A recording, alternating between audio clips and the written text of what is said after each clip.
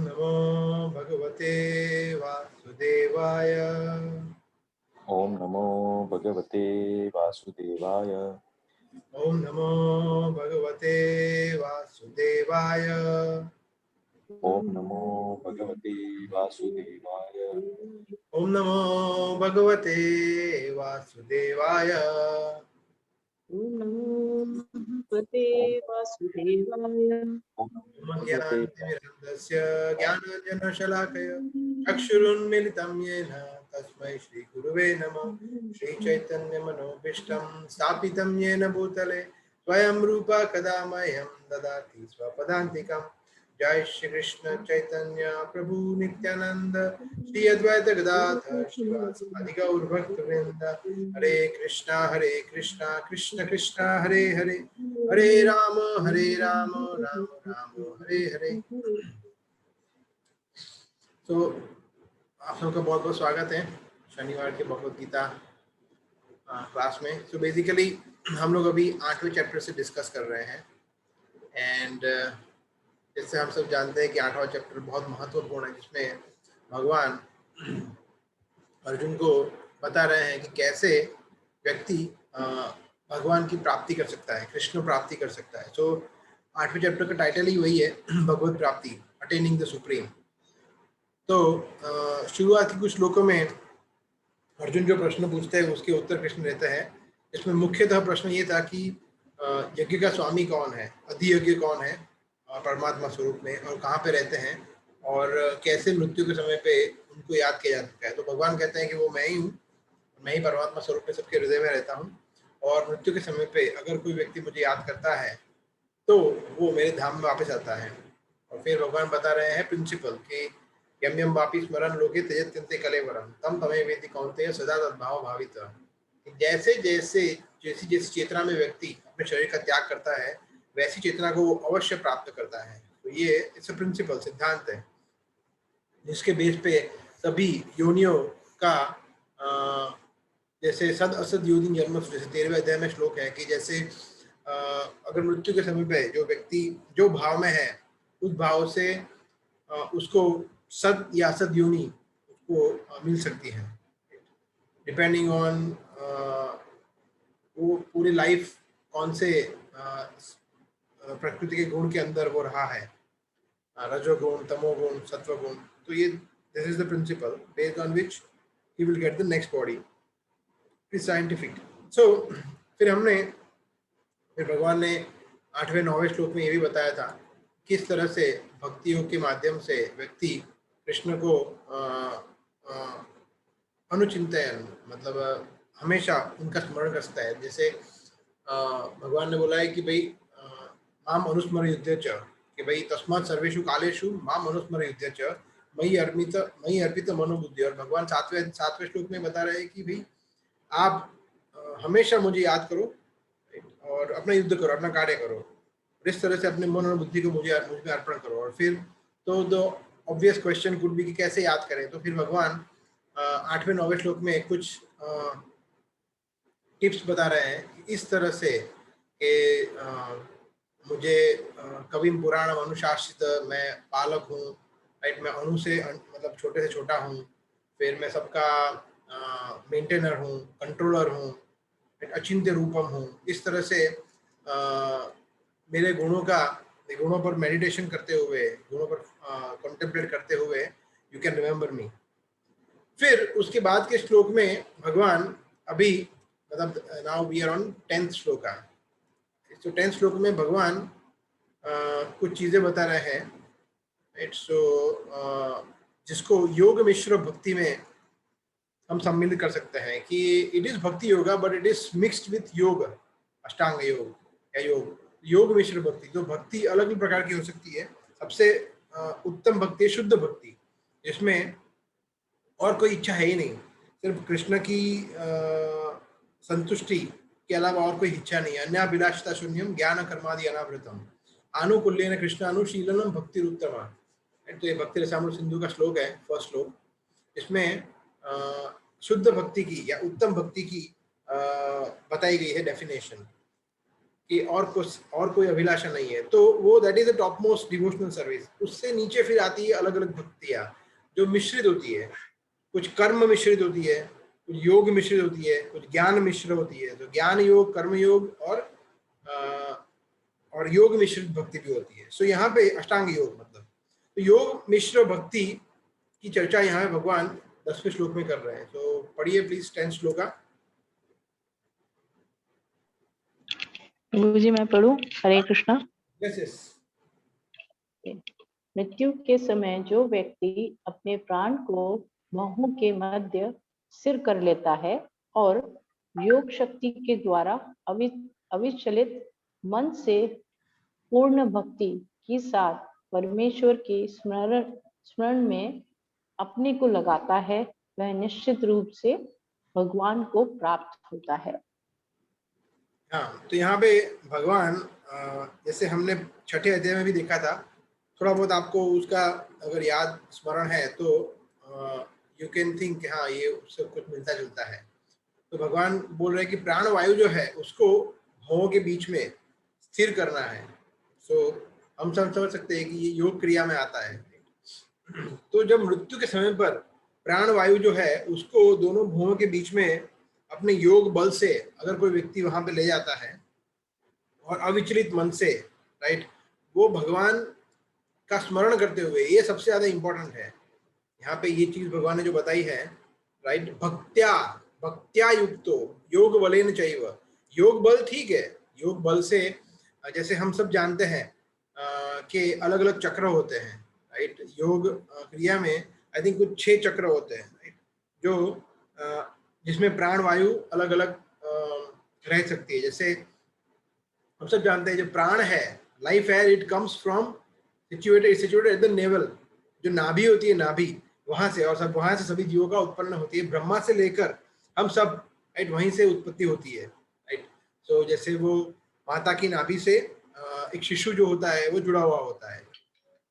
So basically फिर उसके ऊपर जाते, मतलब उससे ऊपर जो 6 चक्र होते हैं उसमें सबसे ऊपर जो चक्र है वहाँ वो टॉपमोस्ट है, जहाँ पे व्यक्ति अपने प्राण वायु को योग बल से वहां तक 2 भवों के बीच में ले जाता है। और भक्ति मोस्ट इंपोर्टेंट चीज यहाँ भगवान बताइए, भक्ति मतलब भगवान का स्मरण करते हुए। ऐसा नहीं है कि कोई भी योगी यहाँ पे अपने प्राण वायु को स्थित कर दिया और फिर वो भगवान के पास चला गया, नहीं, ऐसा नहीं हो सकता, राइट। सबसे इंपॉर्टेंट चीज है भक्ति। अगर ये करते हुए अगर वो भगवान को याद करता है, राइट, अगर कोई डिवोशन नहीं है, भक्ति नहीं है, तो फिर उसका कोई मतलब नहीं है, there is no use of it. तो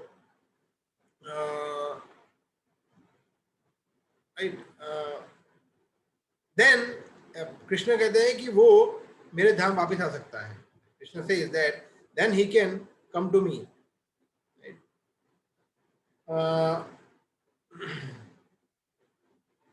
तो ये जो है भगवान ये श्लोक बता रहे हैं, वो अष्टांग योग का जो अध्याय करते हैं, अष्टांग योग का जो अभ्यास करते हैं उनके लिए है, राइट।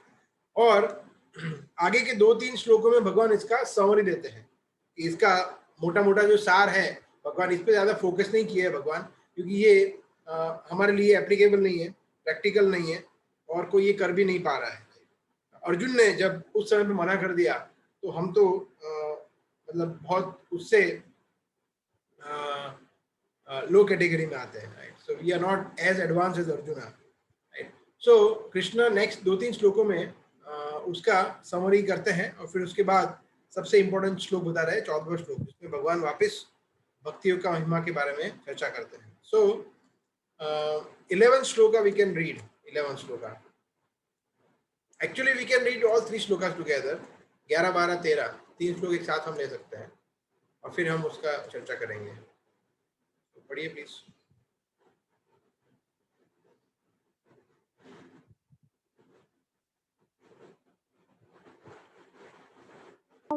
हरे कृष्णा प्रभु। जो वेदों के ज्ञाता हैं, जो ओंकार का उच्चारण करते हैं और जो संन्यास आश्रम के बड़े बड़े मुनि हैं, वे ब्रह्म में प्रवेश करते हैं। ऐसी सिद्धि की इच्छा करने वाले ब्रह्मचर्य व्रत का अभ्यास करते हैं अब मैं तुम्हें वह विधि बताऊंगा जिससे कोई भी व्यक्ति मुक्ति लाभ कर सकता है। नेक्स्ट। 12th इज समस्त इंद्रिय क्रियाओं से विरक्ति को योग की स्थिति योग धारणा कहा जाता है। इंद्रियों के समस्त द्वारों को बंद करके तथा मन को हृदय में और प्राणवायु को सिर पर केंद्रित करके मनुष्य अपने को योग में स्थापित करता है। 13th इज इस योगाभ्यास में स्थित होकर तथा अक्षरों के परम संयोग यानी ओंकार का उच्चारण करते हुए यदि कोई भगवान का चिंतन करता है और अपने शरीर का त्याग करता है तो वह निश्चित रूप से आध्यात्मिक लोकों को जाता है। तो यहाँ पे भगवान जैसे हमने डिस्कस किया समरी बता रहे हैं, राइट। योग मिश्र भक्ति या फिर कैसे योग का अभ्यास करते हुए और भक्ति योग के माध्यम से व्यक्ति ऊपर के लोकों में जा सकता है या वैकुंठ धाम में प्रवेश कर सकता है। तो सबसे पहले श्लोक में सबसे इंपॉर्टेंट चीज है ब्रह्मचर्य। यहाँ पे what is the shloka, 11th shloka, right. यदच्छन्तो ब्रह्मचर्यम चरन्ति तत्ते पदम। भगवान कह रहे हैं कि जो ब्रह्मचर्य व्रत का पालन करता है वो सबसे इंपॉर्टेंट है यहाँ पे। कि ऐसा नहीं है कि भाई योग का अभ्यास कर रहा है और फिर ब्रह्मचर्य का पालन भी नहीं कर रहा है। सो अगर कोई व्यक्ति ब्रह्मचर्य का पालन नहीं कर रहा है तो उसको कोई बेनिफिट नहीं मिल सकता। सो काफी बार लोग ब्रह्मचर्य व्रत को अच्छी तरह से समझने में सक्षम नहीं होते हैं। तो ब्रह्मचर्य व्रत में ऐसा होता है कि जैसे हम सब समझ सकते हैं कि ब्रह्मचर्याश्रम, right, is one of the 4 ashramas, right. तो सबसे पहला आश्रम है ब्रह्मचारी आश्रम, फिर उसके बाद आता है गृहस्थ, उसके बाद वानप्रस्थ और संन्यास, राइट। सो जब ब्रह्मचारी लाइफ होती है 1 से 25 साल तक, राइट, तो उसके बाद गुरु की आज्ञा से वो फिर उसके लिए 2 ऑप्शन होते हैं। या तो वो गृहस्थ जीवन में प्रवेश कर सकता है या फिर वो आजीवन ब्रह्मचारी रहकर मतलब वो डायरेक्ट संन्यास आश्रम में भी प्रवेश कर सकता है। There are 2 options. One is he can then get married and can have grihastha life, और दूसरा ऑप्शन है कि फिर उसको नैष्ठिक ब्रह्मचारी रहना है, उसको गृहस्थ आश्रम में प्रवेश नहीं करना है। Then he can remain as brahmachari and then at an opportune time he can take sannyas ashram। तो हमारे इस्कॉन संस्था में बहुत सारे ऐसे गुरु है, जैसे हिज होलीनेस जयद्वैत महाराज है, इस नैष्ठिक ब्रह्मचारी, उन्होंने वो गृहस्थ आश्रम में प्रवेश नहीं किया है। और बहुत सारे ऐसे भी गुरु हैं, बहुत सारे ऐसे सन्यासी भी है जो गृहस्थ ब्रह्मचारी मतलब गृहस्थ में वानप्रस्थ होकर सन्यास उन्होंने धारण किया है। So there are so these are like, तो ये उसको बोलते हैं वर्णाश्रम, राइट। सो प्रभुपाद के एक लेटर में प्रभुपाद ने बताया था कि जो व्यक्ति, ऐसा नहीं है कि जो मंदिर में रहता है फुल टाइम ब्रह्मचारी है, मंदिर ब्रह्मचारी है, वही ब्रह्मचारी है। भगवान प्रभुपाद ने बताया है लाइक वो लेटर में कि बिकॉज आप गृहस्थ जीवन में हो, you have a very good wife and you are also serving the Lord very nicely, then you are also brahmachari, you are also better, you are also no less than a brahmachari। तो अगर कोई व्यक्ति एक अपनी पत्नी को अच्छी तरह से लॉयल है और भगवान की सेवा अच्छी तरह से करता है गृहस्थ जीवन में रहते हुए भी, तो वो भी एक ब्रह्मचारी ही है, ब्रह्मचारी के स्तर पर ही है, right. so the point is that brahmacharya vrat is very very important। So first श्लोक में भगवान ने इस पे स्ट्रेस दिया है। सेकंड श्लोक में यहाँ पे सर्वद्वाराणि संयम्य मनोरधि निरुद्य च, भगवान यहाँ बता रहे कि जो भी हमारे इंद्रिय तृप्ति के द्वार है उसको इंद्रिय की जो विषय है उससे हमें वापिस ले लेना है। तो इसको बोलते हैं प्रति आहार। प्रति का मतलब होता है उसको वापस ले लेना, आहार मतलब जो भी इंद्रियों का जो भी विषय है उससे। तो ये if you remember this is one of the limbs of Ashtanga yoga, right. अष्टांग योग, अच्छा आप में चलो एक हम क्वेश्चन पूछते हैं, आप में से किसी को याद है अष्टांग योग के 8 अंग? किसी को याद है? हमने 6ठे अध्याय में चर्चा किया था, तो काफी समय हो गया। आई थिंक 6 महीना हो गया। यस। हरे कृष्णा प्रभु। हाँ प्रभु। प्रभु जी, यम, नियम, आसन, प्रत्याहार, प्राणायाम, ध्यान, धारणा और समाधि। हाँ, तो ये सही है, मगर क्रम थोड़ा गड़बड़ हो गया। बट आपने सभी नाम बोल दिए। सबसे पहला होता है यम, नियम, फिर आसन, यम नियम आसन, फिर प्राणायाम, फिर प्रत्याहार पांचवा, फिर धारणा, ध्यान और समाधि। सो प्रत्याहार जो है उसका मतलब है कि जब योग अपनी योग क्रिया से बल से व्यक्ति अपने इंद्रियों को उसके विषय वस्तु से खींच लेता है। मतलब वो वैसे आंख है, राइट, तो आंख सिर्फ वही चीज देखेगी जो वो देखना चाहेगा, राइट। अपने जीवा को, स्किन को, all the working senses, mind को, इंटेलिजेंस को, सभी सेंसेस को वो उसी चीज पे यूज करेगा जिस पे करना चाहिए, मतलब कृष्ण पे, right. That is Ashtanga yoga, that is one of the part, one of the limbs of अष्टांग योगा। तो भगवान बोल रहे हैं कि यहाँ पे प्रत्याहार का स्टेज आना चाहिए। कृष्ण इज सेइंग दैट प्रत्याहार का स्टेज आना चाहिए, और इस तरह से वो अपने आप को योग में एस्टैब्लिश करता है, राइट।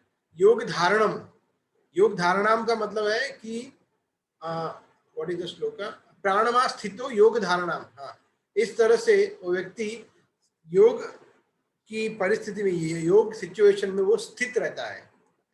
और फिर उसके बाद के श्लोक में कृष्ण कहते हैं ओम इति इति एक अक्षरम, राइट। भगवान कहते हैं कि वो जो ओमकार है, राइट, वो ओमकार सेक्रेड सिलेबल ओम, राइट, और उस तरह ओम का उच्चारण करते हुए वो व्यक्ति माम अनुस्मरण, वापिस भगवान ने यहाँ बताया कि ओम का ऐसा नहीं है कि ओम का मतलब सिर्फ ओम ओम ओम ओम बोलना है, नो, माम अनुस्मरण, कि मुझे याद करते हुए। आप ओम बोलते हैं, ठीक है, that is fine, but remembering me, that is the first thing.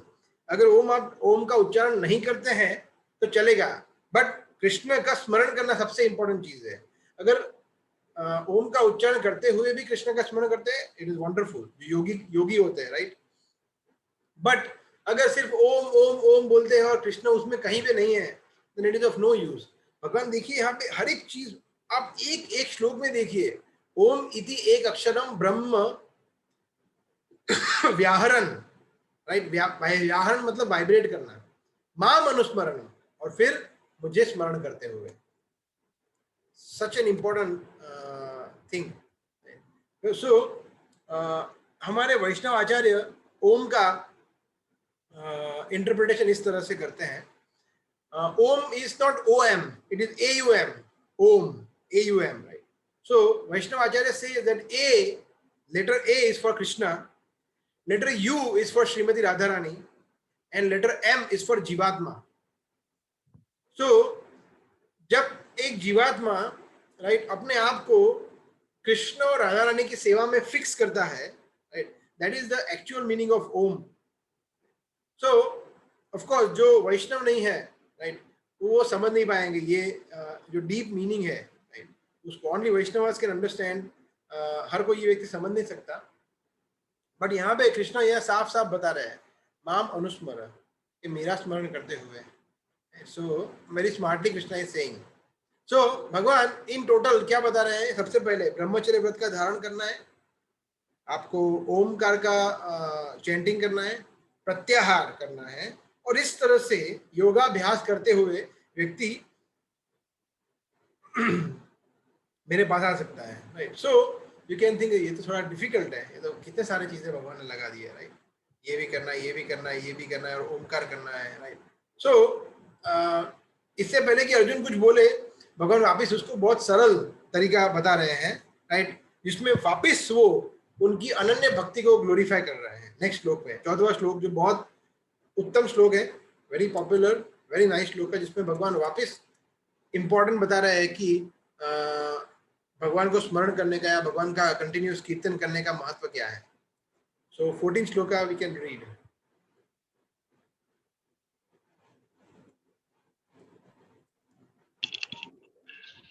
मैं पढ़ूं प्रभु जी? हाँ पढ़िए। ओके। हे अर्जुन, जो अन्य भाव से निरंतर मेरा स्मरण करता है, उसके लिए मैं सुलभ हूँ, क्योंकि वह मेरी भक्ति से प्रवृत्त रहता है। यस, अनन्य चेतता सततम यो माम स्मरति नित्यशः तस्य हम सुलभ पार्थ नित्य युक्तस्य योगिना। एक शब्द जो भगवान ने यहाँ पे चुना है उस पे हम डिटेल में डिस्क्रिप्शन कर सकते हैं। जैसे सबसे पहला वर्ड है अनन्य चेता। अनन्य चेता का मतलब प्रभुपाद ने यहाँ पे क्या दिखाया है? Without deviation of mind. चेत, चित्त मतलब मन का एकदम focused, 100% super duper focus. Right right. किसको? वो आगे बता रहे हैं भगवान। अनन्य चेता सततम, सततम अगेन भगवान यहाँ बताया सततम मतलब कंटिन्यूअस। राइट, ऐसा नहीं है कि भाई आज कर लिया, कल कर लिया, एक दिन में 10 मिनट कर लिया। नो। सो अनन्य चेता जो है उसके हम दो मीनिंग कर सकते हैं। राइट, एक मीनिंग ऐसा है कि अनन्य चेता मतलब ओनली कृष्ण, सिर्फ कृष्ण और कोई नहीं, और कोई देवी देवता गण नहीं, कोई और निराकार ब्रह्मवाद नहीं वगैरह वगैरह, और कुछ नहीं, only Krishna. That is the first interpretation of अनन्य चेता। सेकेंड थिंग इज दैट कोई और मटेरियल चीज नहीं चाहिए कृष्ण, मतलब भुक्ति नहीं चाहिए, मुक्ति नहीं चाहिए, अन्याभिलाषिता शून्य, जैसे हमने पहले डिस्कस किया। तो अनन्य चेता का हम इस तरह से देख सकते हैं कि एक तो only Krishna, no one else, और कोई नहीं, और दूसरा उसमें भी शुद्ध भक्ति सिर्फ, और कोई मुक्ति नहीं, और हमें कोई मुक्ति नहीं चाहिए, और हमें कोई भुक्ति मतलब कोई भोग नहीं करना है, सिर्फ भगवान की भक्ति करना है। राइट, सो दैट इज अनन्य चेता, मतलब माइंड 100% फिक्स हो गया कृष्ण पे एंड प्योर डिवोशनल सर्विस पे। फिर भगवान ने बताया सततम, सततम। फिर स्मरति, यो माम स्मरति, माम अगेन मेरा स्मरण करते हो। नित्यश, नित्यश मतलब अगेन मतलब हमेशा। तो आप देखिए रिपीटेडली भगवान इस बात पे बल दे रहे हैं, एम्फेसाइज कर रहे हैं, सततम, माम, स्मरति, अनुस्मरण। अभी तक हम सिर्फ 8वें अध्याय के 14वें श्लोक पे, इसमें इस 14वें श्लोक में कम से कम भगवान ने यहाँ तक 4 या 5 या 6 बार बता दिया, सेम चीज कृष्ण रिपीट कर रहे हैं। वाई? अर्जुन को एक बार बोल दिया सफिशिएंट है, Arjun is very intelligent, so but Krishna is repeating. तो भगवान को पता है कि ये कलयुग के लोग जो है ये बहुत मंद है। मंदा सुमंद मतयो मंद भाग्या ही उपद्रता, जो भागवतम का श्लोक है, ये बहुत मंद है। इनको बार बार हैमर करना पड़ता है, तो बार बार बोलना पड़ता है सततम अनन्य चेता,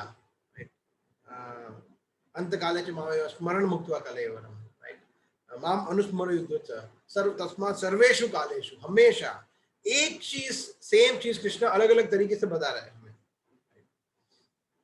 और उनके चिंतन पे भगवान स्मरति, स्मरति मतलब चिंतन, अनुस्मरण स्मरण करना, याद करना भगवान को, उस पे भगवान बल दे रहे बार बार। क्यों ऐसा? Why? Again we go back to the same fundamental principle 8.5।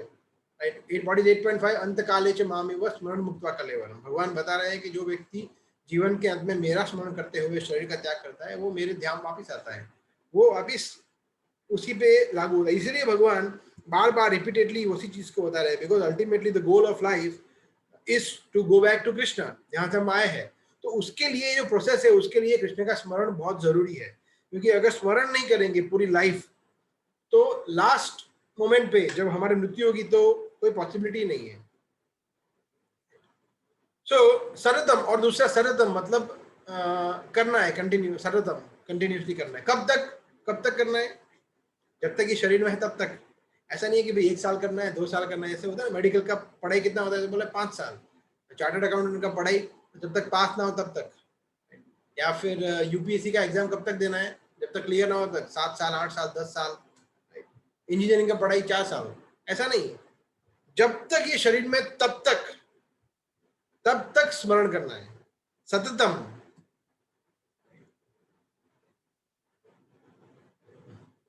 There are people, so जैसे हमने दिखा रहा अनन्य चेता, तो जैसा there are people who are doing पंचोपासना। पंचोपासना, ये शब्द सुना है किसी ने? पंचोपासना, पंच उपासना, आप में से किसी ने सुना है?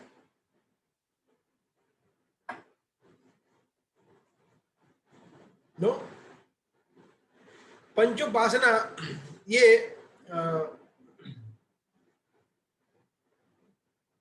देवताओं की कर्मकांडी या देवताओं की पूजा की विधि का एक तरीका है, जिसमें कलयुग में लोग मुख्यतः ऐसा सोचते हैं कि भाई 5 मुख्य देव हैं, उनकी पूजा करनी है। 5 मुख्य देव, इसमें ऑफ कोर्स एक विष्णु है, फिर है शिव जी, फिर है गणेश, फिर है दुर्गा और सूर्य।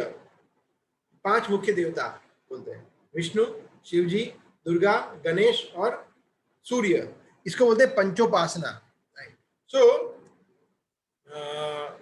ये भगवान यहाँ पे उसका रेकमेंडेशन नहीं करते हैं, नो पंचोपासना, ओनली कृष्णा। देवताओं की पूजा के बारे में भगवान ने कहीं भी बताया नहीं है। इनफैक्ट भगवान ने ये बताया कि वो नहीं करना है, सिर्फ मेरी पूजा करनी है, माम एकम, only Krishna. So if we follow the principles laid down by Krishna, by Bhagavad Gita, then we cannot do demigod worship. हम देवताओं की पूजा नहीं करते। उसका मतलब ये नहीं है कि हम देवताओं का अपमान कर रहे हैं, वो तो भगवान के परम भक्त है, राइट। तो उनको हम वही आदर देते हैं और उनसे हम ये प्रार्थना करते हैं कि आप भी हमें आपकी तरह कृष्ण भक्ति दीजिए। That's what we can pray to them, but it doesn't mean कि हम उनका भी आरती उतारे, उनकी पूजा करें, उनके मंदिरों, हर एक मंदिर उनके मंदिर जाए और उनकी मन्नतें रखे। That is not what Krishna is recommending. Demigod worship Krishna is not recommending here, right? So भगवान बोल रहे हैं नेक्स्ट हाफ में, तस्या हम सुलभ पार्थ, उसके लिए मैं सुलभ हूं। पार्थ सुलभ, आप समझिए, भगवान ये बता रहे कि उसके लिए मैं बहुत इजी हूं। आप समझिए, कृष्ण किसके लिए इजी हो सकते हैं? Krishna is not easy to, जैसे फॉर एग्जाम्पल अगर कोई व्यक्ति ये बोल दे कि भाई देखो मैं गया और मैं जाके नरेंद्र मोदी से मिलके आया हूँ, तो is it easy to meet Narendra Modi? वो तो मतलब हमारी तरह एक साधारण व्यक्ति है, right? Of course he is a prime minister, but still it is very very difficult to personally meet him, उनके साथ बातें करना, बैठना, टाइम स्पेंड करना, it is very difficult, right? So imagine Krishna, he is not सुलभ। यहाँ पे भगवान क्यों बोल रहे हैं सुलभ? सुलभ क्यों बोल रहे हैं? जबकि ब्रह्म संहिता में ब्रह्मा जी ये कहते हैं, पंथास्तु कोटि शत वत्सर संप्रगाम्यो वायोरथापि मनसो मुनि पुंगवानाम सोप्यस्ति यद प्रबदसिम्न अविचिन्त्य तत्वे गोविंदमादि पुरुषाम तमहं भजामि। कि जो मुनि है, बड़े बड़े ऋषि मुनि है, संत है, वो अपने मन और वायु की गति से पंथास्तु कोटि शत वत्सर संप्रगाम्यो, वो करोड़ों करोड़ों माइल तक, राइट, कौन सी स्पीड से? वायोर अथापि मनसो मुनि पुंगवान, वायु और मन की गति से वो चले जाए, उतनी स्पीड से वो ट्रैवल करे, फिर भी आपकी चरण कमल की धूलि को भी वो प्राप्त नहीं कर सकते हैं। इतने दुर्लभ है कृष्ण, इतने दुर्लभ है। वेदेषु दुर्लभम अदुर्लभम आत्मभक्तो, वेद, सभी वेदों का अध्ययन करके भी कृष्ण दुर्लभ है। ऐसे कृष्ण खुद बता रहे हैं कि मैं सुलभ हूं। आप समझिए, कृष्ण बता रहे हैं कि I am very easy to obtain for whom, जो हमेशा सरतम यो माम स्मृति नित्यश। कृष्ण बता रहे हैं यहाँ पे इस श्लोक में, अनन्य चेता सरतम यो माम स्मृति नित्यश, जो व्यक्ति एकदम माइंड फोकस्ड है, इंटेलिजेंस, मन बुद्धि एकदम फोकस्ड है मेरे पे, और वो हमेशा मेरा स्मरण करते हुए अपना दैनिक कार्य करता है और उस तरह से अपने जीवन का व्यापन करता है, उसके लिए मैं बहुत इजी हूँ, उसके लिए मैं बहुत बहुत इजी हूँ। Computer is running out of battery.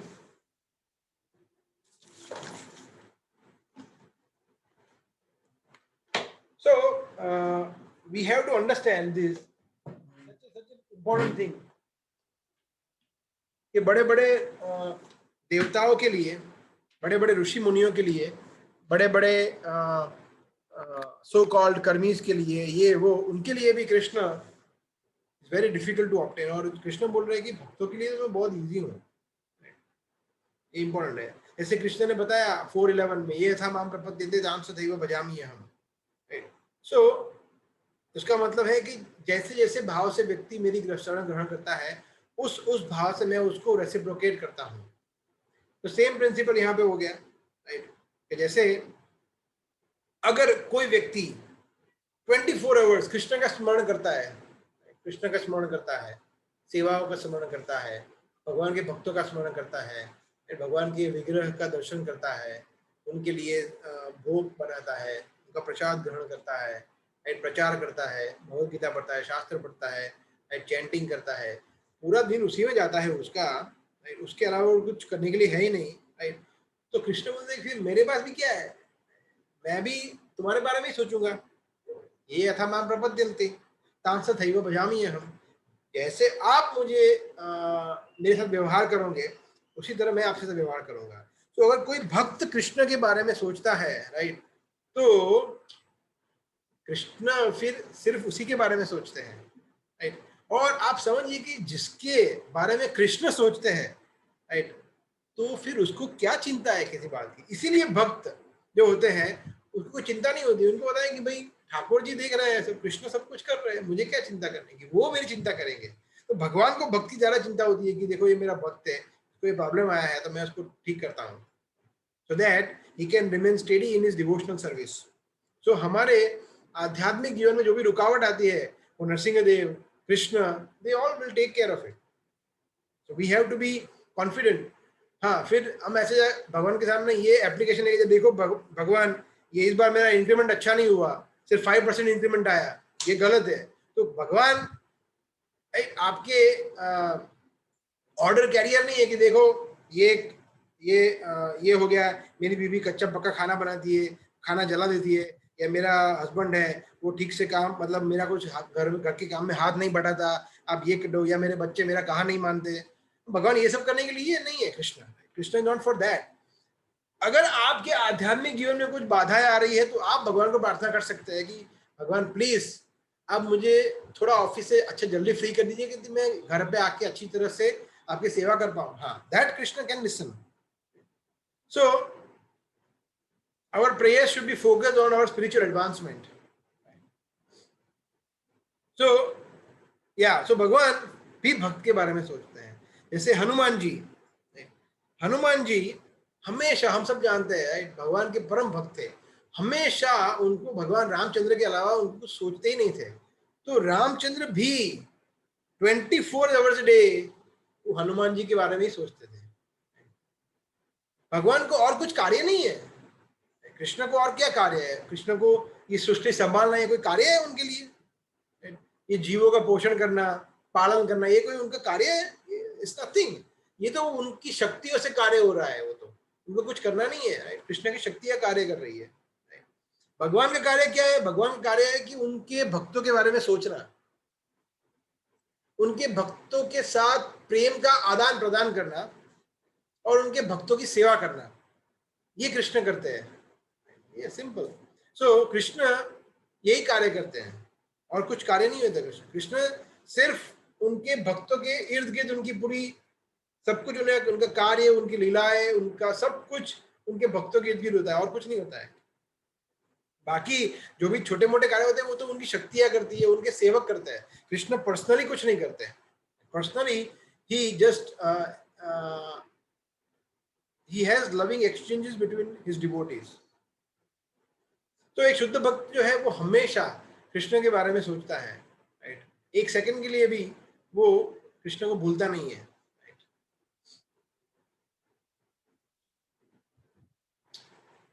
So the biggest loss one can have is when one forgets Krishna. ये हम एक्चुअली हम लोगों को इसका अंदाजा नहीं है।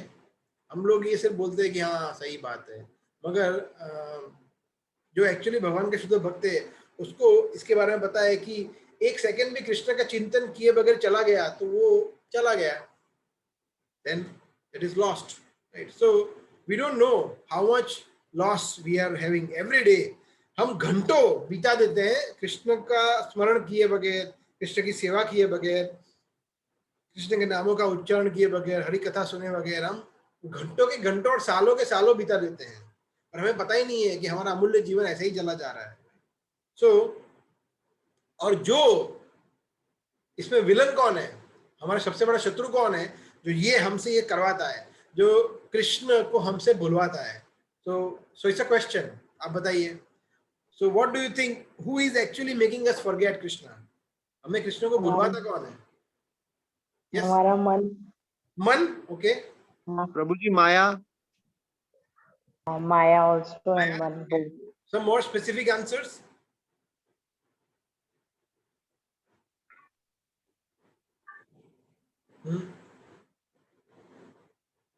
Okay. चित्त। हाँ, माया, मन, चित्त। ओके। सो हमारा सबसे बड़ा शत्रु है, हमने पहले भी देखा था, महाशनो महापापमा, वो है काम। काम एष क्रोध एष रजोगुण समुद्भव, महाशनो महापापमा विद्धि एनम इह वैरिणम। जो काम है बहुत बड़ा शत्रु है। तो जो काम का मतलब जो इंद्रिय भोग करने की हमारी इच्छा है कृष्ण से स्वतंत्र होकर, नहीं भी मैं एंजॉय करूंगा इंडिपेंडेंटली, हम ऐसा बोलते नहीं है। हम क्या बोलते हैं कि भगवान इस बार अच्छा इंक्रीमेंट दिलवा दो, इस बार ये बिजनेस दिलवा दो, इस बार ये करवा दो, वो करवा दो, हम अच्छी आपकी सेवा करेंगे। मगर एक्चुअली हम सिर्फ अपने खुद के लिए ही सोचते हैं। बट हम दिखा दे ऐसा कि देखो भाई हम तो भक्त हैं, हम थोड़ी हमारे लिए करते हैं। ये तो भाई अच्छी गाड़ी लाएंगे, अच्छा घर होगा तो अच्छी सेवा कर पाएंगे, मगर एक्चुअली हम सिर्फ अपने लिए ही सोच रहे हैं। तो ये जो काम है बहुत सटल लेवल पे कार्य करता है, बहुत सूक्ष्म लेवल पे कार्य करता है। हमें पता भी नहीं होता है कि हम एक्चुअली हमारी इंद्रिय तृप्ति के बारे में सोच रहे हैं या कृष्ण के बारे में सोच रहे हैं। वी थिंक दैट हम तो भक्ति कर रहे हैं ना, बट हम भक्ति के साथ साथ वो भी कर रहे हैं। ऐसा नहीं है कि भक्ति नहीं कर रहे हैं, बट वो भक्ति मिश्र होती है किससे? काम से। सो वो काम जो है वो हमें कृष्ण से भुलवाता है, and then we forget Krishna. That lust of lording over the material nature. प्रभु बता रहे थे कि जो ये भौतिक जगत पे प्रभुत्व करने की जो हमारी इच्छा है कि मैं ये करूंगा, मैं ये हासिल करूंगा, मुझे ये चाहिए, मुझे ये चाहिए, वो एक्चुअली प्रॉब्लम करता है ये सब कुछ। So that is the most, that is the culprit. जो कल्प्रिट है वो है काम। Okay, so we can take the next shloka. किसी को कोई प्रश्न है तो ले सकते हैं, अब तक के जो हमने डिस्कस किया उसमें से कोई प्रश्न है तो ले सकते हैं, और we can move and take shloka 15. Okay, so no question, I guess. प्रभु जी एक, हरे कृष्णा प्रभु जी। हाँ, प्रभु जी जैसे आपने भी बताया कि माया, एक काम, क्रोध, लोभ, मोह, ये सब हमें भगवान से दूर करते हैं। कहीं ऐसा भी प्रभु जी सुना है कि जैसे हम भक्ति करते हैं भगवान की, और अगर बाई चांस नाम लेना छोड़ देते हैं या भूल जाते हैं, बट कृष्ण हमें नहीं छोड़ते, वो हमें कोशिश करते हैं वापस दोबारा जुड़वाने के लिए। ऐसा ही है प्रभु जी? थोड़ी सी जिज्ञासा थी इस पे। so yeah, it's a very how to say, very tricky question. Basically इसके दो we can have two perspectives of this. एक पर्सपेक्टिव ऐसा है कि देखो भाई कृष्ण तो कितने दयालु है, राइट? वो और एक्चुअली दयालु ही है, और वो प्रयास करते हैं। एक बार हम भगवान ने हमारा हाथ पकड़ लिया, फिर हमें वो, अगर हम कुछ कारण से हमारा पतन भी हो गया तो भी, राइट, वो किसी न किसी तरह से हमें या तो इस जन्म में या फिर अगले जन्म में हमें फिर से अवसर देते हैं। बिल्कुल सही है, राइट। बट दूसरा पर्सपेक्टिव हम ये भी ले सकते हैं, जो कच्चा है भक्त, वो ये सोचता है कि ठीक है ना, भगवान तो कहाँ मुझे छोड़ने वाला है, तो ठीक है, मैं एक दिन 16 माला नहीं किया तो क्या हो गया, नेक्स्ट डे में कर लूंगा, कृष्ण तो मुझे करवाएंगे ही ना। तो ये गलत है। सो अगर हम कृष्ण की जो दया है, करुणा है, उसका मिसयूज करेंगे कि देखो भाई भगवान तो कितने भक्त वत्सल है, तो ठीक है, we will take it for granted, then we are trapped, फिर हम फंस जाते हैं।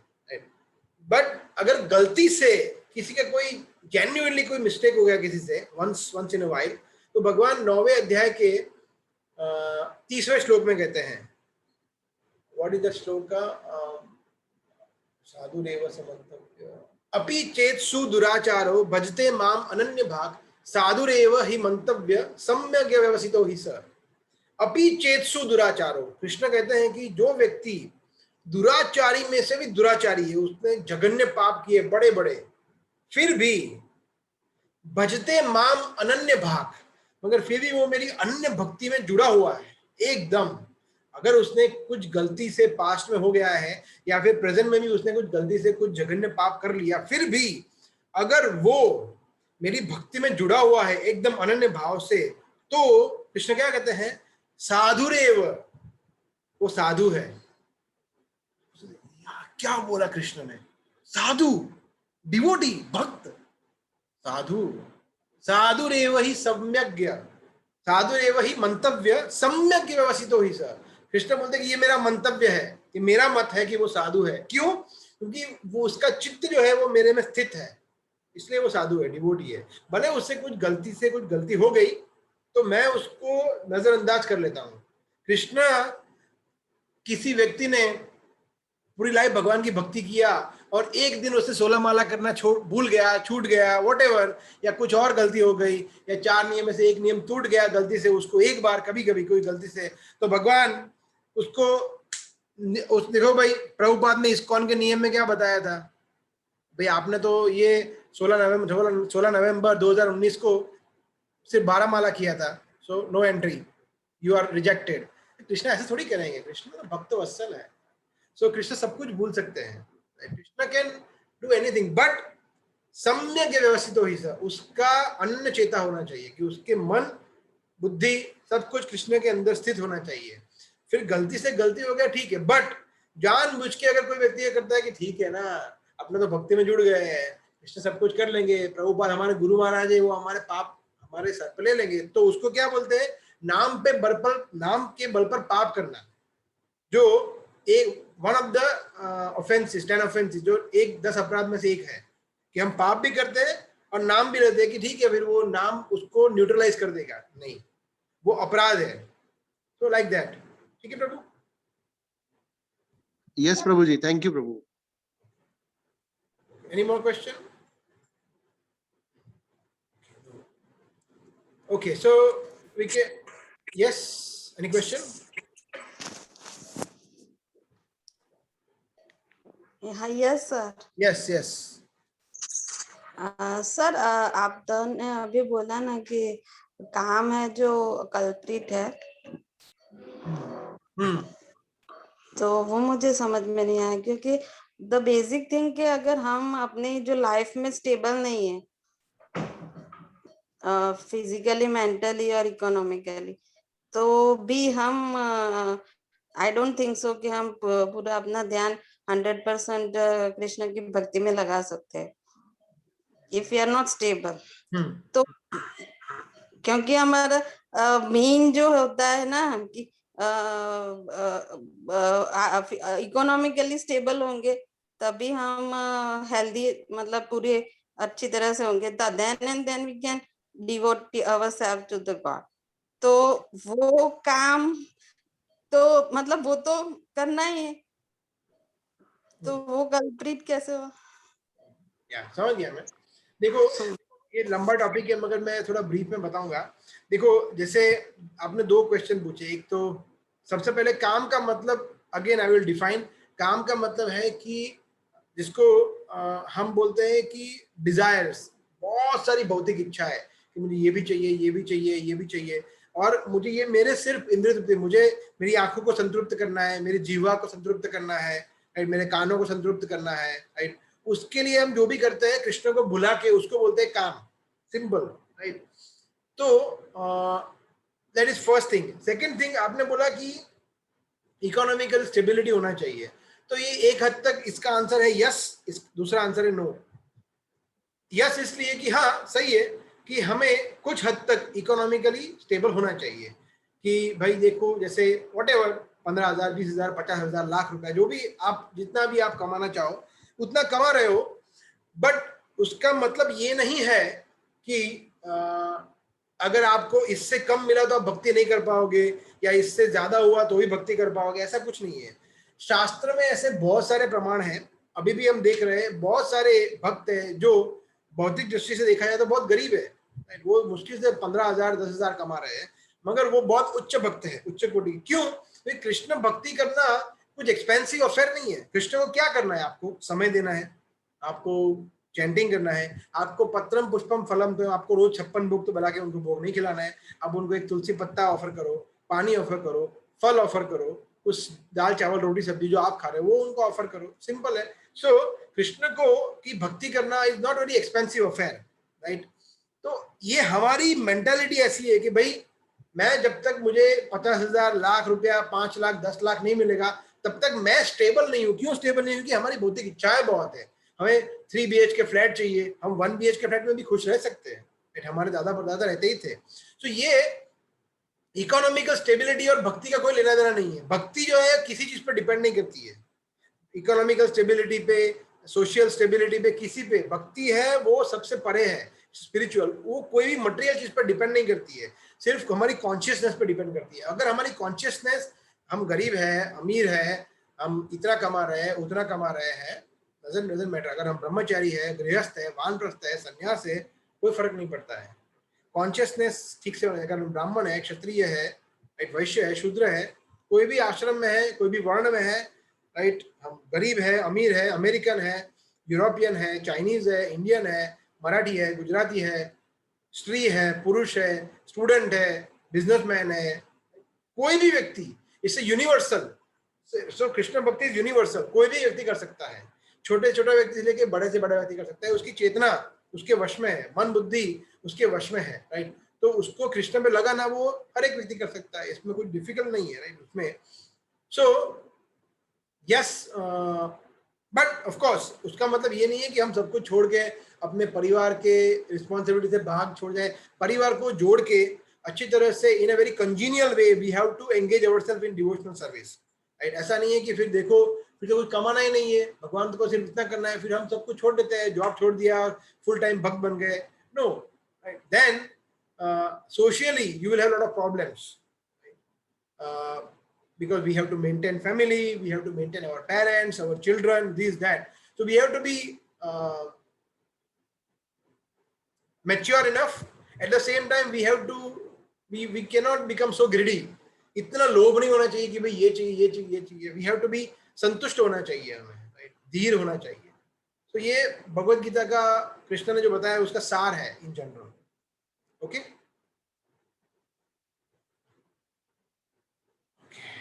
so any more Okay, question?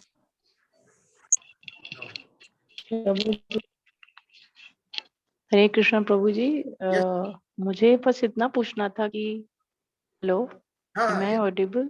yes, yes. जब मैं चैंटिंग करती हूँ तो कई बार ऐसा होता है कि ना, though I am doing chanting but some time की पूरे दिन भर की जो भी जिस तरह का कुछ स्ट्रेस जो भी चलता है भी उस वक्त दिमाग में आता है। चैंटिंग को मैं अप और फाइन कैसे बना सकती हूँ? चैंटिंग को कैसे अच्छा क्वालिटी का और ज्यादा मतलब एक, जी जी जी हाँ। जी प्रभु जी।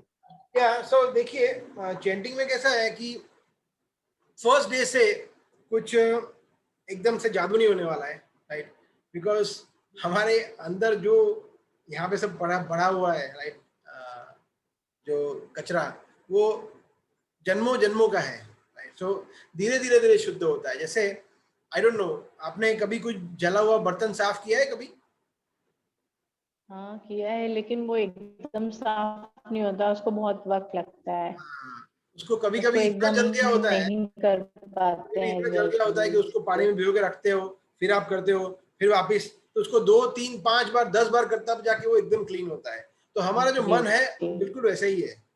एक इतने सालों से सब कुछ भरा पड़ा है, राइट, इतने नॉट सालों से, सॉरी, इतने जन्मों से हम कृष्ण से बिछड़े हुए हैं, इतने जन्मों से हमने इतने हमारे अंदर इतने दूषित है हमारा मन कि वो धीरे धीरे शुद्ध होता है।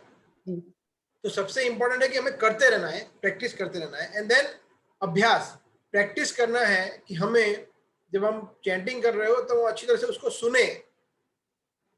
प्रॉब्लम तब आती है जब हम सुनते नहीं है, राइट।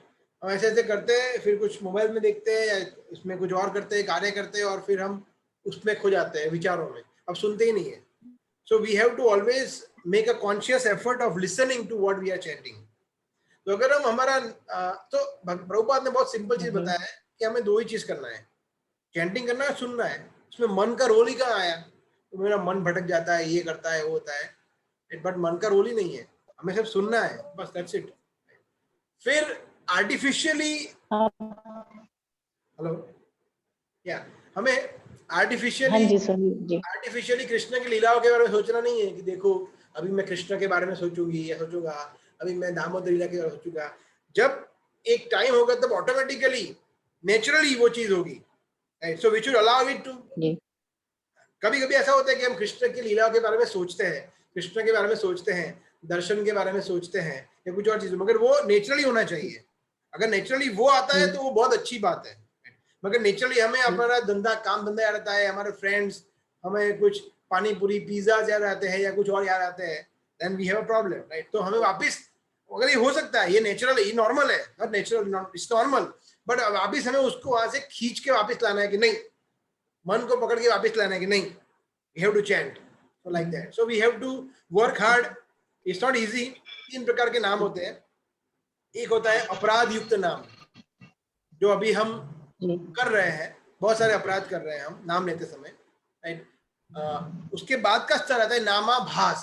नामाभास मतलब ऑलमोस्ट सब अपराध चले गए हैं और अभी ऑलमोस्ट आप अच्छी तरह से नाम कर रहे हैं, अच्छी तरह से नाम का जप कर रहे हैं। एंड थर्ड इज शुद्ध नाम, जब एकदम प्योर चैंटिंग होता है।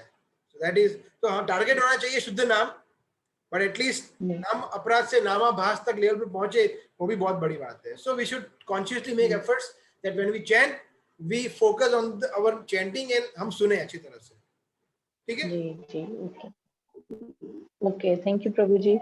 हरे Okay, so no more questions now, right? I guess. Okay, so we can take the next shloka 14 हमने कर लिया, right? 15, sorry, 15।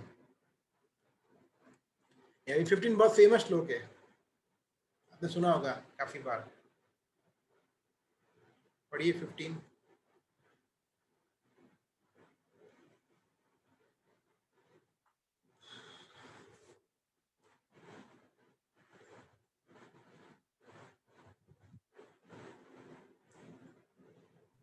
हरे कृष्ण प्रभु। हाँ, कृष्ण। मुझे प्राप्त करके महापुरुष जो भक्ति योगी हैं कभी भी दुखों से पूर्ण इस अनित्य जगत में नहीं लौटते, क्योंकि उन्हें परम सिद्धि प्राप्त हो चुकी होती है। मामोपेत्य पुनर्जन्म दुखालयम शाश्वतम, ये आपने सुना होगा दुखालयम वाला। हाँ, ये जब नया नया वो जर्नी ऑफ सेल्फ डिस्कवरी कर रहे हैं तब बहुत सुना है, दुखालयम दुखालयम दुखालयम, बहुत बार सुना है ये श्लोक। दिस इज दैट श्लोका जो इसको में बहुत प्रचलित है, दुखालयम दुखालयम दुखालयम। तो क्यों ऐसा बोल रहे हैं दुखालयम का? मैं तो बहुत सुखी हूँ यहाँ। Anyhow we will see that. So Krishna यहाँ पे क्या बोल रहे हैं? कृष्ण बोल रहे हैं कि माम उपेत्य, मुझे प्राप्त करके, एक बार कृष्ण को प्राप्त कर लिया, उसके बाद मामुपेत्य पुनर्जन्म नहीं होता है। कहाँ पे? दुखालयम अशाश्वतम, ये जो जगह है कृष्ण बोल रहे हैं वहां पे, which is full of distress, दुखों से भरा हुआ है, इतने दुख है यहाँ पे, तो यहाँ पे तुम वापस नहीं आओगे अर्जुन। मामुपेत्य पुनर्जन्म दुखालयम अशाश्वतम, राइट? क्यों आएंगे वापस? कृष्ण के भक्त जो है वो कृष्ण को वापस, तो हमें सोचना भी चाहिए कि क्यों आएंगे। एक बार जो व्यक्ति, राइट, कृष्ण के धाम चला गया और वहां पे आनंद, कृष्ण के सानिध्य का, कृष्ण की लीलाओं का, नाम रूप गुण लीला, उनका आनंद ले रहा है, तो वापिस यहाँ पे कैसे आ सकता है?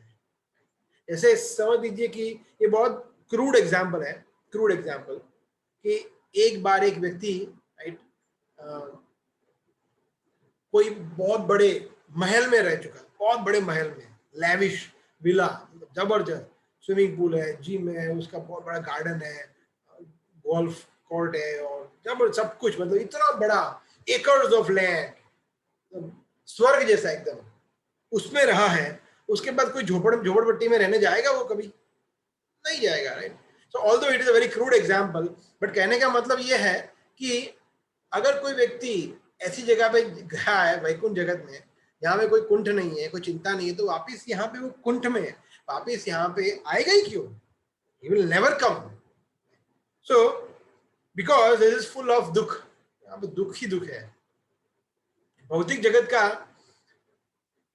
बहुत सिंपल है, फंडामेंटल। यहाँ पे जब हम रह रहे हैं वहां पे बहुत सिंपल है, गारंटीड है ये लॉ, ये जो उसका नियम है वो गारंटीड है। क्या नियम है?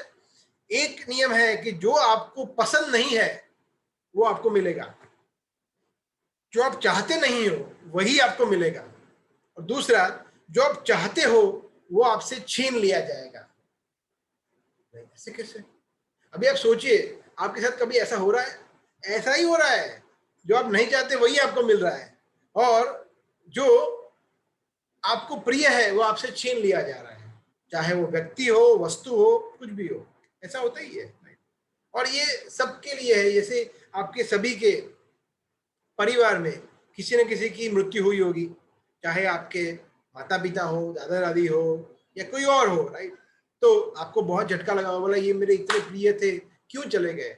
ये भौतिक जगत का यही नियम है, जो आपको प्रिय है वो तो चला ही जाएगा, और आपको जो पसंद नहीं है वही आपको मिलेगा। It's a very simple law of this material world. That is why this is दुखालयम। कृष्ण क्यों बोल रहे दुखालयम? Krishna could say something else, but Krishna say दुखालयम, दुखों से भरपूर है, दुख भर भर के दुख दिए है मैंने यहाँ पे, तो आप यहाँ पे नहीं आओगे। मामुपेत्य पुनर्जन्म दुखालयम शाश्वतम। सो दूसरा नियम यहाँ पे ये भी है दुखालय का, कि जितना आप सुखी होने का प्रयास करोगे, जितना ज्यादा प्रयास करोगे, नहीं मुझे सुखी होना है, नहीं मैं और सुखी होगा, उतना आप और दुखी होगे। ये दूसरा नियम है। जितना हम आर्टिफिशियली सुखी होने का प्रयास करेंगे भौतिक चीजों से, उतना ज्यादा दुख मिलेगा। मैं एक कंपनी में कार्य करता था, वो कंपनी के सीईओ थे जिनकी नेटवर्थ थी $1.5 बिलियन। 1.5 billion dollars. तो कोई बताना चाहेगा कितना रुपया हो गया वो? 1.5 billion is how much? Bila माता जी, I think you can quickly say, आप इसमें एक्सपर्ट होंगे। 1.5 billion is how much? How many rupees? How much rupees? No, I'll need a calculator, sorry. So 1 billion is how much? 1 billion is 7,000 crores. प्रभु जी 9 0 हो गए। 7,000 crores. 9 0 हो गए प्रभु जी। 7,000 crores, roughly 75,000, 7,000. So 1.5 billion is almost 10,000 crores. 10,000 crore के मालिक है वो, अभी जिंदा है, मगर वो रोज नींद की गोलियां खाते हैं, उनको नींद नहीं आती है। क्या फायदा 10,000 करोड़ का?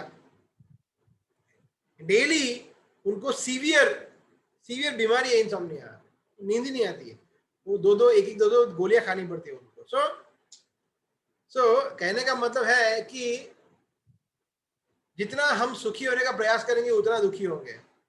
एक्चुअली मेरा खुद का भी अनुभव ऐसा है कि पहले जब मेरे पास कम धन था तो मैं थोड़ा खुश, मुझे ऐसा कभी होता है कि मैं I was happy may be when I had less money.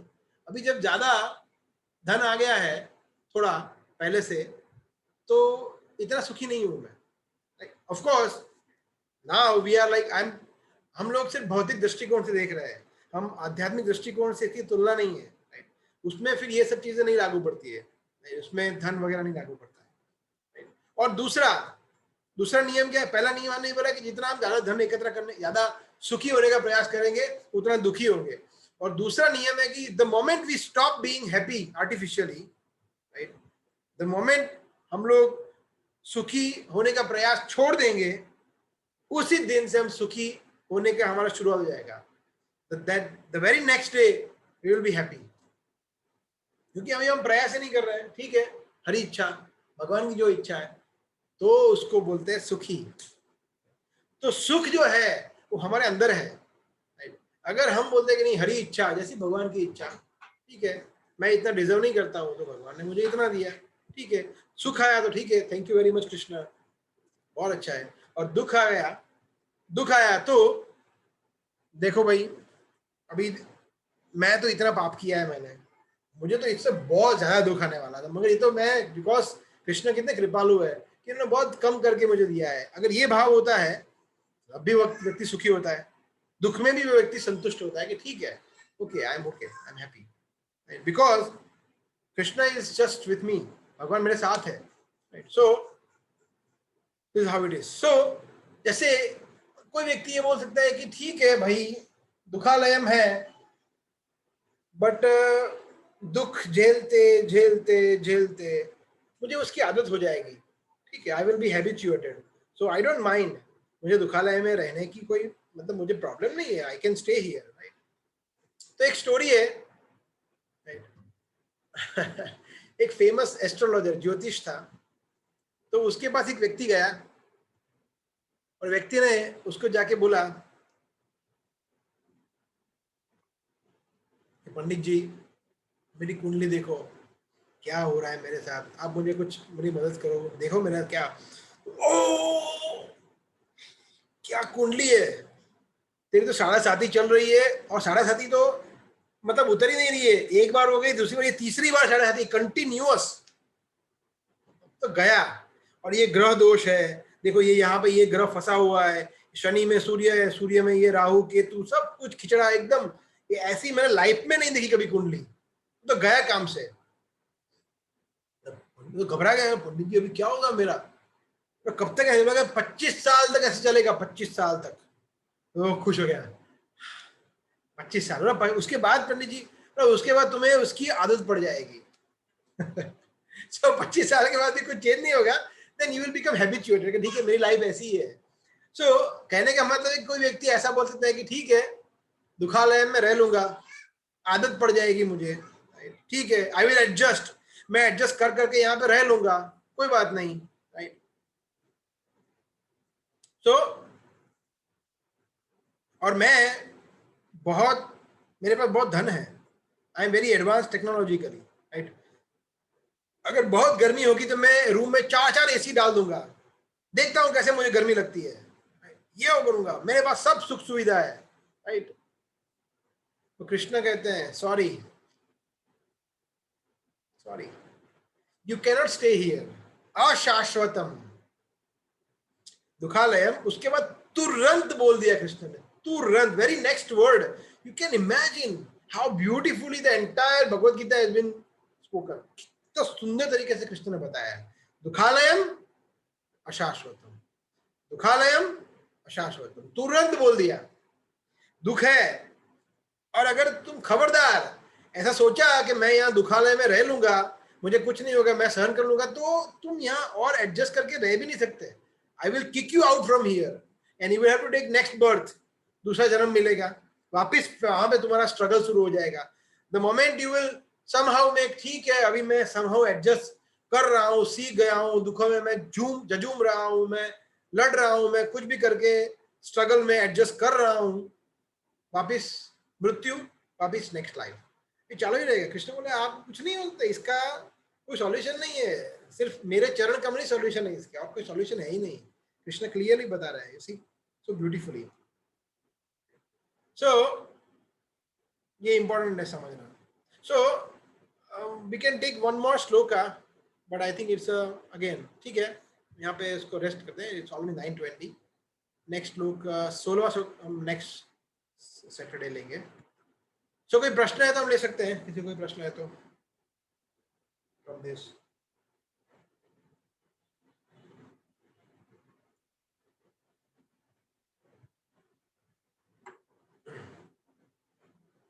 No question.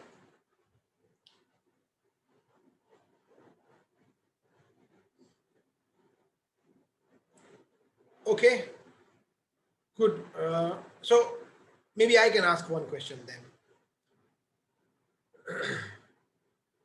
आप लोग को, आप में से कोई जो बताना चाहे बता सकते हैं कि apart from, so practical example चाहिए हमें, और अपना एग्जाम्पल भी आप दे सकते हैं, इन जनरल एग्जाम्पल भी दे सकते हैं. क्या लगता है आपको अपार्ट फ्रॉम जो 4 दुख है, जन्म मृत्यु जरा व्याधि, उसके अलावा यहाँ दुखालयम जब कृष्ण बोल रहे हैं, उसके अलावा जो कौन से नॉर्मल लोगों के लिए दुख जो हम समझ सकते हैं, तो उससे one has to go through, जैसे जन्म मृत्यु जरा व्याधि तो हम सब जानते ही हैं, वो तो है ही. उसके अलावा और कौन कौन से दुख यहाँ पे जिससे व्यक्ति को गुजरना पड़ता है? तो कोई बताना चाहेंगे?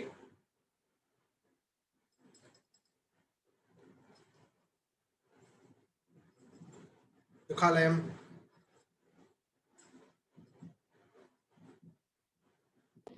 Losses may, sorry. Sorry, yes Sorry. Hello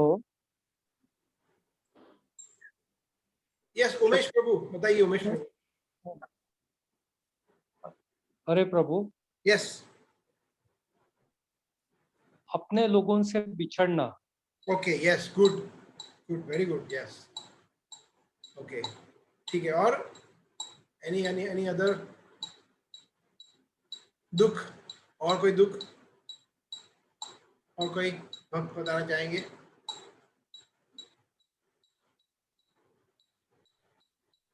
it's very simple example, बहुत सिंपल क्वेश्चन है, बहुत सारे एग्जाम्पल ले सकते हैं। कोई एग्जाम में फेल हो गया, किसी का पांव टूट गया, ये हो गया, कोई और कुछ भी, एनीथिंग। हरे कृष्णा प्रभु।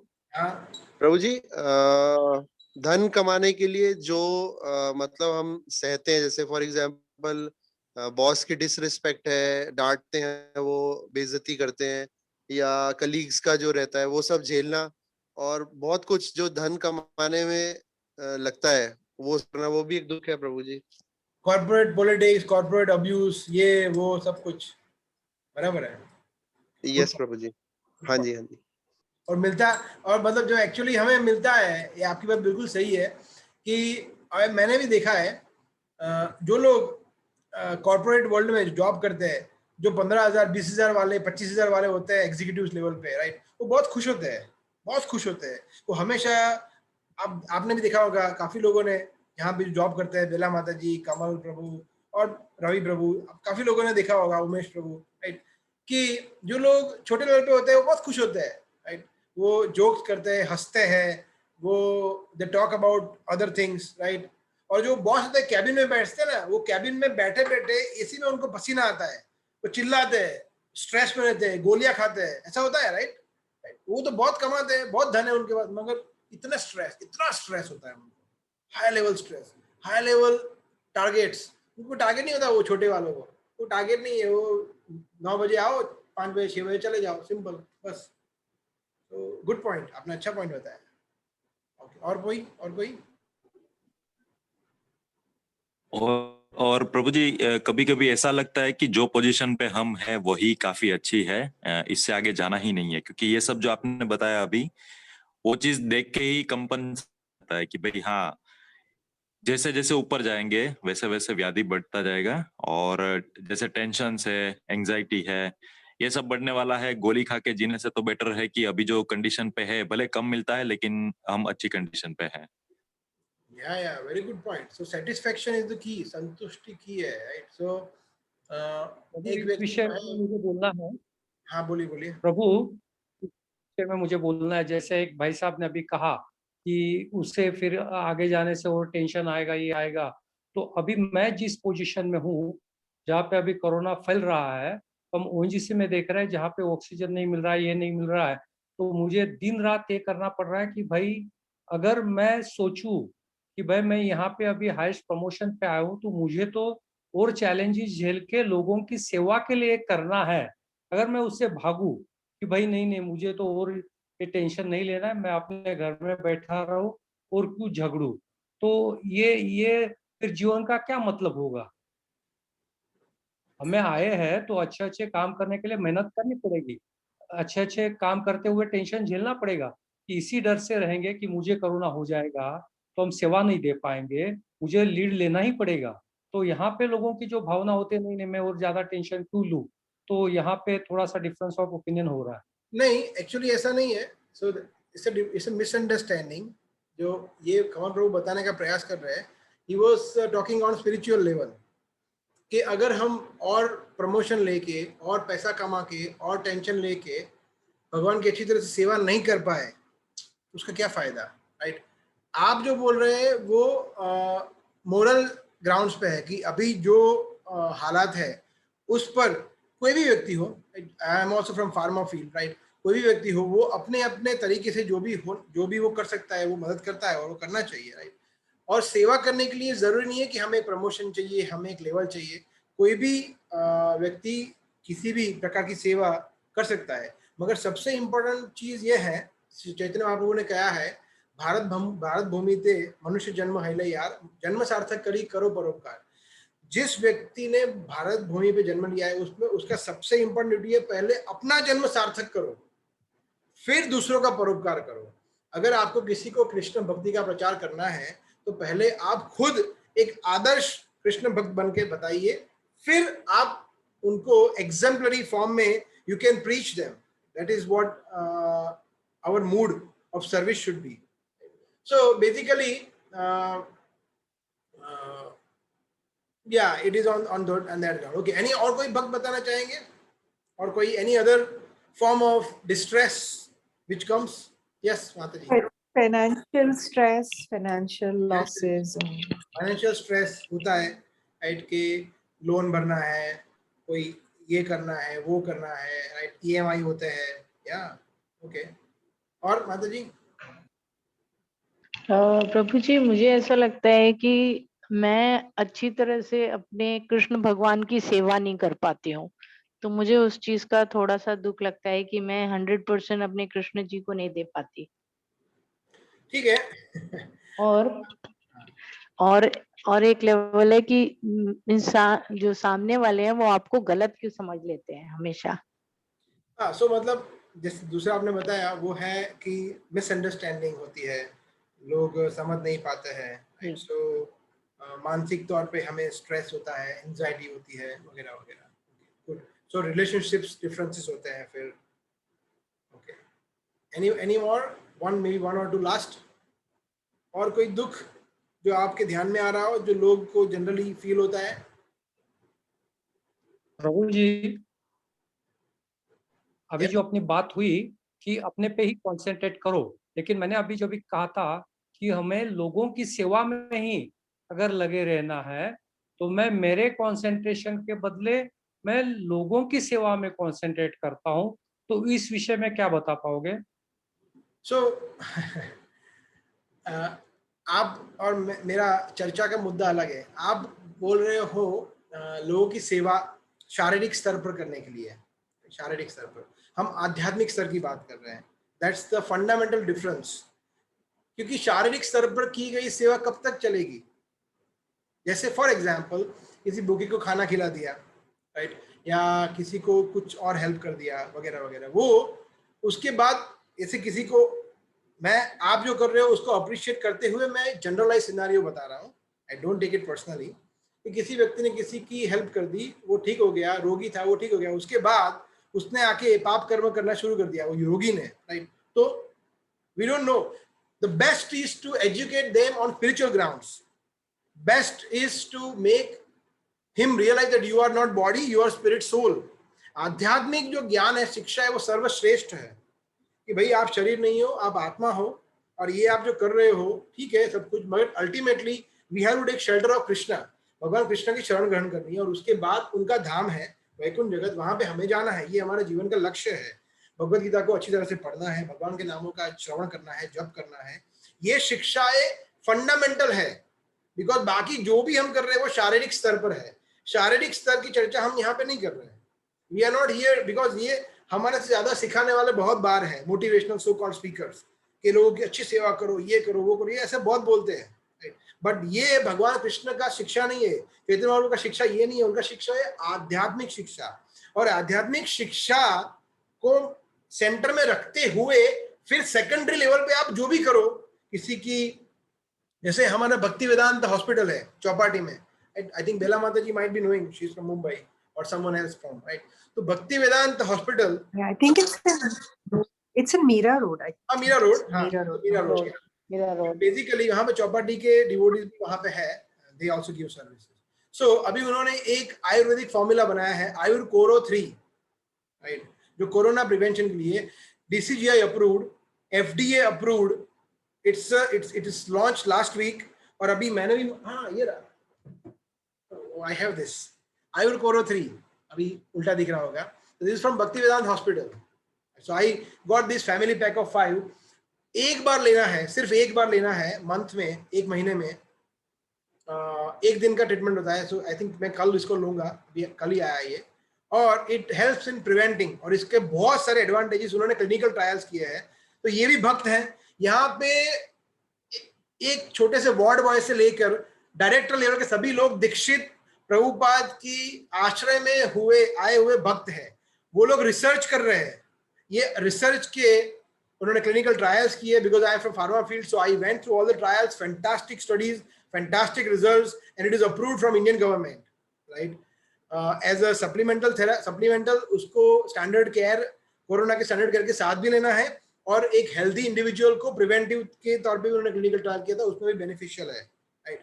सो ये भी सेवा कर रहे हैं, आप जो बोल रहे हैं वैसे ही शारीरिक तौर पर, राइट. बट सबसे ऊपर क्या है? प्रभुपाद. सबसे ऊपर क्या है? संस्था. सबसे ऊपर क्या है? कृष्ण. ये इंपॉर्टेंट है. उसके बाद सेकेंडरी लेवल पे हम सब कुछ कर सकते हैं. सो हमें ये ध्यान में रखना चाहिए. चैतन्य महाप्रभु ये बता रहे कि जन्म सार्थक करी, पहले हमारा जन्म सार्थक करो. हमें अपने आप को कृष्ण भक्त बनाओ. जब हम कृष्ण भक्त बनते हैं, वैष्णव बनते हैं, तब ऑटोमेटिकली उसमें सभी अच्छे गुण आ जाते हैं, राइट. हरा व भक्तस्य कुतो महत् गुण. और जो भक्त नहीं है उसमें कौन सा अच्छा गुण हो सकता है, राइट. ये नारद मुनि कह रहे हैं श्रीमद् भागवतम में, राइट.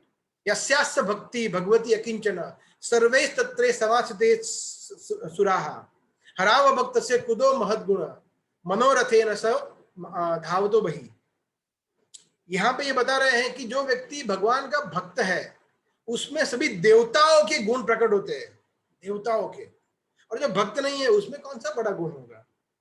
सो एक बार एक व्यक्ति कृष्ण का अच्छा भक्त बन गया, फिर already he is a good citizen, he is a good husband, good parent, good doctor, good servant, good employee, good businessman. सब कुछ अच्छा होगा, उसमें कोई दुर्गुण हो ही नहीं सकता. सबसे इंपॉर्टेंट है अच्छा भक्त बनना. फिर automatically your entire personality will be changed in that way. मगर जो भक्त नहीं है वो कितना भी बड़ा अच्छा कार्य कर ले, डॉक्टर बन जाए, फिलोसॉफिकल हो जाए, ये हो जाए, वो कर ले, मगर बिकॉज वो भगवान के चरण कमलों का अपराध कर रहा है, भगवान के शरण ग्रहण नहीं कर रहा है, उसके लिए सब कुछ जीरो हो गया. जैसे कोई होता है ना व्यक्ति, जैसे मैंने एक चेक लिख दिया, चेक उसमें मैंने लिखा है 10 जीरो, राइट, 10 जीरो, मगर आगे कुछ लिखा नहीं है, तो क्या हो गया? चेक का मीनिंग है कुछ? जीरो. कोई मीनिंग ही नहीं है. मगर मैंने उसके आगे सिर्फ एक लगा दिया, ओ 100 crore, whatever, right, what 100 or 1000 crore, right. वो एक जो है वो है कृष्ण, बाकी सब कुछ शून्य है. जहां जब तक कृष्ण नहीं है सब कुछ शून्य है. इसलिए हम कभी मोटिवेशनल चीजें नहीं, बातें नहीं करते कि ये अच्छी सेवा करो, ये करो, वो करो. वो सब चीजें ठीक है अपने एंड पे, बट सबसे पहले कृष्ण भक्ति इंपॉर्टेंट है. हमें अच्छा भक्त बनना है हमें, and then everything will be at its place. फिर आप फार्मास्यूटिकल फील्ड में है, आप HR में है, आप ऑटोमोबाइल इंजीनियरिंग में है, आप बिजनेसमैन है, ये है वो है, आप हर एक कार्य अच्छी तरह से करेंगे बिकॉज आप समझ रहे हैं कि मेरा कर्तव्य क्या है. और ये व्यक्ति जो है वो शरीर नहीं है, वो आत्मा है, और हम आत्मा के लेवल पर कार्य करते हैं. So that is what it is प्रभु. ठीक है प्रभु, आज जो आपने बताया उससे मैं सही ढंग से बिल्कुल सहमत हो गया, क्योंकि मैंने देखा जो भक्त कृष्ण ये डिवोटी है उसको मैं HR होने से अभी आज के सिचुएशन में कैसे फायदा हुआ 1 मिनट में बताना चाहता हूँ. कि हमारे यहाँ पे हमने हॉस्पिटल किया, कुछ लोगों को रखा है और कुछ लोग बाहर भी है. तो इतने कोरोना के बाद वो इतने टेंशन में आ जाते हैं, लेकिन जो भक्त मार्ग पे चल रहा था वो डर गया था. तो मुझे पता चला इस्कॉन से जुड़ा हुआ है, तो उसे मैंने बोला कि भाई आपको देख के मुझे लग रहा है कि आप उससे जुड़े हो, तो आप बिल्कुल अभी सरेंडर हो जाओ कृष्णा को, उसको सरेंडर हो जाए, आपका पूरा डर निकल जाएगा. वही एग्जाम्पल मैं देता हूँ, शशांक पाटिल को मैंने ये बताया तो उससे आज वो ठीक हो गया सर. या बिल्कुल बिल्कुल. This is power of prayers of course. But of course जो डिवोटीज होते हैं वो भी बहुत रीजनेबल होता है.